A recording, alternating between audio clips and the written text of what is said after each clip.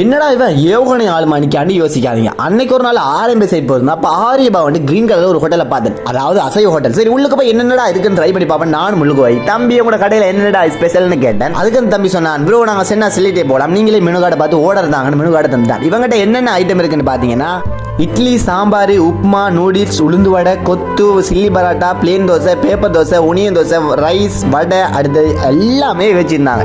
அதில் நான் எனக்கு பேப்பர் தோசை ஒன்று ப்ரோ, அடுத்து சில்லி பராட்டா, அடுத்தது கொத்து, 3 தாங்க சொன்னேன். ஆர்டர் பண்ணி 2 நிமிஷத்தில் தம்பி கொண்டு வந்துடும். அதில் அந்த பிளேன் தோசை இருக்குது தானே, அல்ல பேப்பர் தோசை இருக்குது தானே, அது அவ்வளோ பெருசாக அது ஏவுகணை மாதிரி இருந்துச்சு. சரி நம்ம ரைவடி பாப்பண்டா அதை அந்த அதாவது ஐயோ பிளேன் தோசை தான் வருது, அந்த பேப்பர் தோசையை பீச்சு அந்த நீலையும் அந்த சாம்பார் தொட்டு திங்கும்போது நல்லா இருந்துச்சு. அதாவது நம்மளோட காத்தாங்குடியில் ஒரு அப்பம் சாப்பிட்ற மாதிரி ஃபீல் ஆச்சு. ஆனால் இது பெருசாக புது விதமாக நல்லா இருந்துச்சு. அடுத்தது இவங்களோட ஹோட்டலில் கட்டாயம் நீங்கள் சாப்பிட வேண்டியது அந்த சில்லி பராட்டா. வெஜிடபிள் ஐட்டத்தில் இப்படியும் செய்யலாமான்னு மாதிரி இருந்துச்சு. அவ்வளோ டேஸ்ட்டாக இருந்துச்சு. பராட்டாவில் செஞ்சுருந்தாங்க, செம்மப்பா. சில்லி பராட்டா கட்டாயம் நீங்கள் ட்ரை பண்ணி பாருங்கள். எனக்கு ரொம்ப ரொம்ப ஃபேவரட் அந்த சில்லி பராட்டா. அடுத்து அந்த கொத்து பார்த்தீங்கன்னா நம்ம ஊரில் சாப்பிட்ற மாதிரி நல்லா தான் இருந்துச்சு, நல்லா இருந்துச்சு. சாப்பிட்டு முடிய இவங்களோட ஹோட்டல் பற்றி கட்டாயம் சொல்லணும். இவங்களோட ஹோட்டல் பார்த்தீங்கன்னா அவ்வளோ க்ளீனாக இருந்துச்சு. வெஜிடபிள் ஐட்டம் என்றாலே க்ரீன் கலர்லாம் இருக்கும், அதாவது மரக்க ஐட்டம் பச்சை கலர்லாம் இருக்கும். அதே மாதிரி ஒரு ஹோட்டலும் க்ரீன் கலராக இருந்துச்சு. பார்க்குறதுக்கு அதாவது பார்த்தாலே பசி உணர்வை தூண்டும்.